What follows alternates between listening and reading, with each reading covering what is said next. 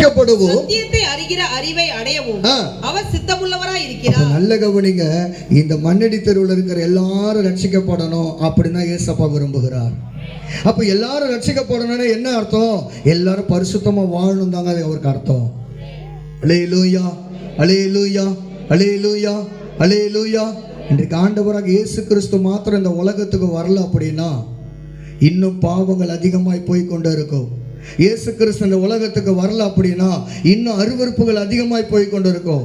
இயேசு கிறிஸ்து இந்த ரட்சிப்பை நம்மளுக்கு கொடுக்கல அப்படின்னு சொன்னா, நீங்களும் நானும் மனம் திரும்பலன்னு சொன்னா, நம்ம ஊர், நம்முடைய தெருவு, நம்முடைய ஏரியா, நம்ம இருக்கிற தமிழ்நாடு எப்படி எந்த சூழ்நிலை மாறும் என்று யோசித்து பாருங்கள். இயேசு கிறிஸ்து இந்த உலகத்துக்கு வந்தது நம்பர் 1 பாவிகளை ரட்சிக்க.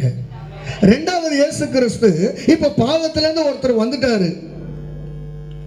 பாவத்திலிருந்து வந்த மனுஷனை இப்ப பாதுகாக்கணும். இந்த இயேசு கிறிஸ்து வந்து சாதாரணமானவர் அல்ல. வேதத்தில் வாசிக்கும் பொழுது வாசிங்கள, மார்க்கின் சுவிசேஷம் 1ஆம் அதிகாரம் 24வது வசனம். மார்க்கின் சுவிசேஷம், ஐயோ நசரேயனாகிய இயேசுவே, நசரேயனாகிய இயேசுவே, எங்களுக்கும் உமக்கும் என்ன? எங்களை கெடுக்கவா வந்தீர்? அல்லேலூயா. உம்மை இன்னார் என்று அறிவேன், நீர் தேவனுடைய பரிசுத்தர் என்று சத்தமிட்டார். அல்லேலூயா.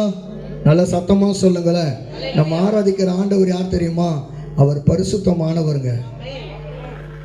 அவர் 2 பொண்டாட்டி 3 பொண்டாட்டி வச்சுன்னு சுத்தல. அவர் யாருக்கும் வட்டி கூடல.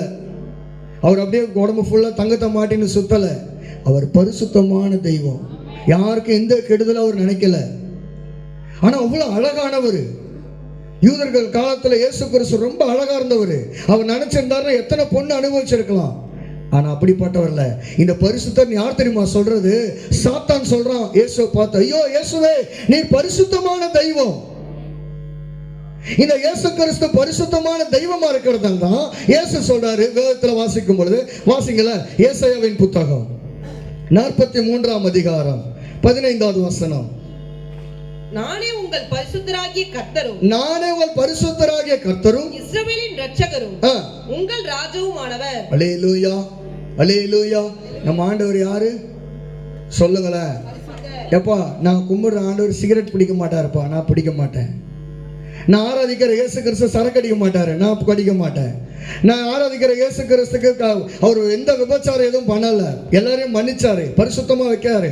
அதே மாதிரி என்னையும் இயேசு மாற்ற விரும்புகிறார். அப்ப இந்த உலகத்துல இயேசு கிறிஸ்துவை நான் ஏன் ஏற்றுக்கொள்ள வேண்டும்? இயேசு கிறிஸ்துவ எந்த குடும்பம் ஏற்றுக்கொள்ளுகிறதோ அந்த குடும்பம் மட்டும்தான் பரிசுத்தமான ஒரு வாழ்க்கை வாழ்வாங்க. இயேசு இருக்கிற குடும்பத்துல வீட்டுல கூட பாத்தீங்கன்னா புருஷனை நம்பி விட்டு போலாம், பொண்டாட்டியை நம்பி விட்டு போலாம், பிள்ளைங்களை நம்பி விட்டு போலாம். ஏன் தெரியுமா? அவர்கள் எந்த பாவங்களும் செய்வதில்லை. இயேசு கிறிஸ்து அவர் தெளிவாக சொல்லுகிறார். லேவியராகமத்துல வாசிக்கும் பொழுது 20ஆம் அதிகாரம் 26ஆம் வசனத்துல சொல்லுகிறார். வாசிங்கள, லேவியராகமம் 20ஆம் அதிகாரம் 26. கர்த்தராகிய நான் பரிசுத்தராய் இருக்கிறபடினால் நீங்களும் எனக்கு ஏற்ற பரிசுத்தராய் இருங்கள். நீங்கள் என்னுடையவர்களாய் இருக்கும்படிக்கு உங்களை மற்ற ஜனங்களை விட்டு பிரித்தெடுத்தேன். அல்லேலூயா, அல்லேலூயா, அல்லேலூயா. செஞ்ச பாவம் போதும், செஞ்ச அருவருப்பு போதும், செஞ்ச அக்கிரமெல்லாம் போதும். ஆனா இயேசு சொல்றாரு, என் மகனே, என்கிட்ட நீ வந்திருப்பா. உங்களை என்னையும் மறுபடியும் இயேசு கிறிஸ்துவ பணியை செய்ய செய்ய செய்ய செய்ய இயேசுவோடு கூட ஒரு மனிதன் தொடர்பா இருக்க இருக்க அந்த மனிதனை பாவம் தொடுவதில்லை. அல்லேலூயா, அல்லேலூயா, அல்லேலூயா, அல்லேலூயா. இங்க இருக்கிற எல்லாரும் எங்களுக்கெல்லாம் மறைவா போய் பாவம் செய்ய தெரியாதா? செய்ய முடியும். நாங்களும் மனுஷங்க தானே. ஆனா எங்களுக்குள்ள ஒரு உணர்வு, எங்களோட கூட இயேசு இருக்கிறார். நாங்கள் ஆராதிக்கிற இயேசு கிறிஸ்து எங்களோட கூட இருக்கிறதுனால தான் எங்க குடும்பத்தை கூட நாங்க நம்பி விட்டு வரோம். ஏன் தெரியுமா? இயேசு பார்த்துக்கொள்வார். இன்னைக்கு கூட ஒன்றும் இல்லை. இப்போ என் ஒய்ஃப் எங்கன்னா என்னை அனுப்புகிறான்னு வச்சுக்கோமே, அவர் ஏசப்பா பிள்ளைங்க, அவர் தப்பு செய்ய மாட்டார்னு அனுப்புவாங்க. ஏசப்பா மட்டும் எனக்குள்ள இல்லைன்னா, ஐயோ அந்த ஆள் வெளியே தண்ணி அனுப்பாத, கூத்தியார் வச்சுன்னு சுற்றி கிடப்பாங்கண்ணா அப்படின்றவாங்க. கரெக்டாக இல்லையா? பார்க்குற பொம்பளைலாம் ஒரு மாதிரியா பார்க்குறான் அவன் அப்படிலாம் சொல்லுவாங்க.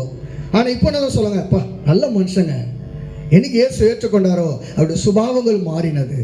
எனக்கு அருமையானவர்களே, இந்த இயேசு கிறிஸ்து உங்கள் வீட்டுக்குள்ளே வந்துட்டார் அப்படின்னா உங்கள் வீடு பரிசுத்தமாக்கப்படும். ஒரு ஆமேன் சொல்லுங்களேன், ஒரு ஆமேன் சொல்லுங்களேன், நல்ல சத்தமாக சொல்லுங்களேன். உங்கள் வீட்டுக்குள்ளே இந்த இயேசு கிறிஸ்து வந்துட்டாருன்னு சொன்னாலே உண்மையாக சொல்கிறேன், உங்கள் பிள்ளைங்க ட்ரெஸ் மாறும், உங்கள் பிள்ளைகள் நட உட பாவனை பேச்சு செயல் சிந்தனைகள் எல்லாவற்றையும் இயேசு மாற்ற வல்லவராக இருக்கிறார். அல்லேலூயா. நாங்களாம் வானத்திலிருந்து குதிச்சவங்கலாம் கிடையாது. நீங்கள் நினச்சிக்கிட்டு ஒயிட் நெட்டில் வந்துக்கிறாரா, மேலேருந்து குதிச்சு அப்படியே தூதர் மாதிரி வந்துக்கிறாரா, இங்கேயே பிறந்து இங்கேயே வளர்ந்து இங்கே ஏன் இந்த ஏரியாவில் நிறைய பேருக்கு எனக்கு தெரியும். அல்லேலூயா, அல்லேலூயா.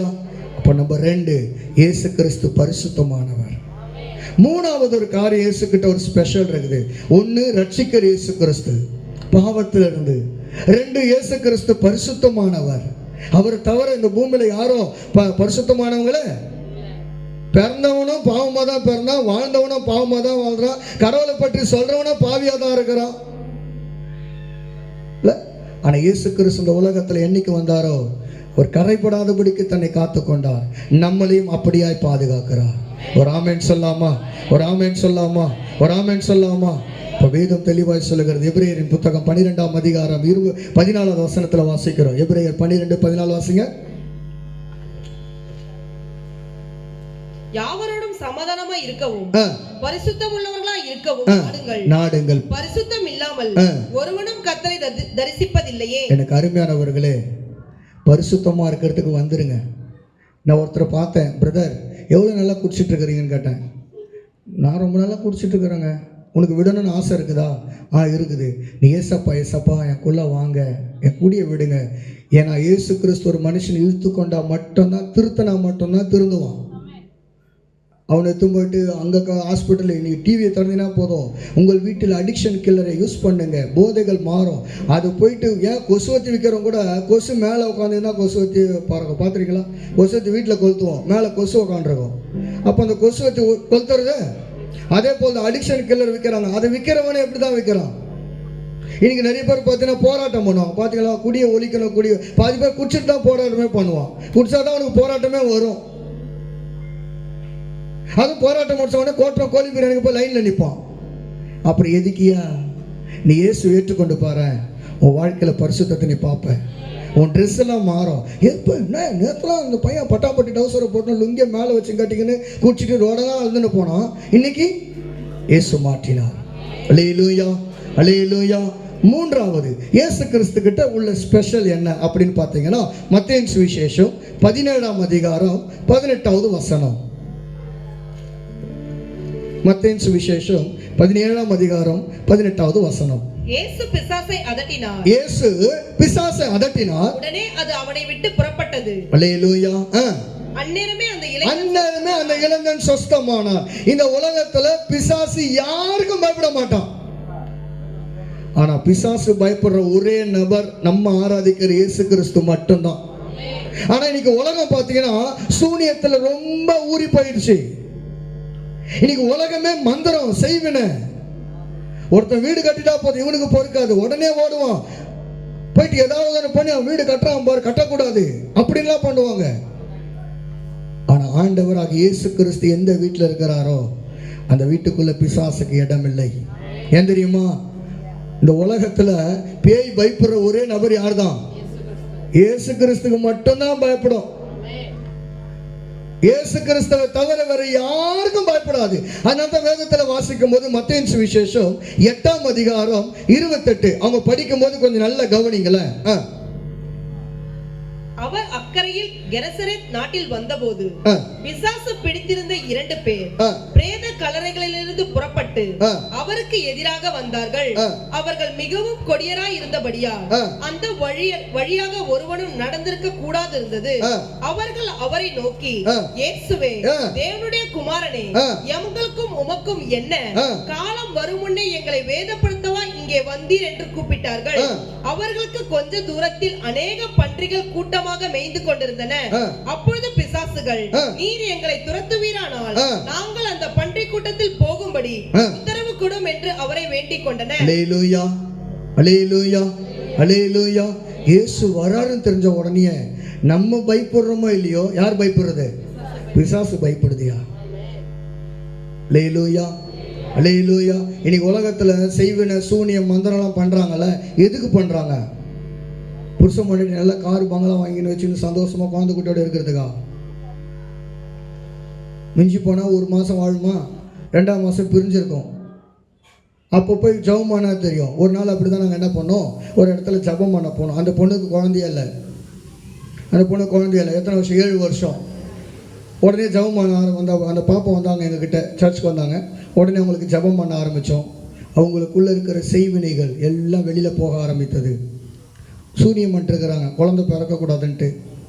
அப்போ இன்னைக்கு உலகம் முழுவதும் எதுதான் அடிமையாக நினச்சிட்டு இருக்கிறாங்க?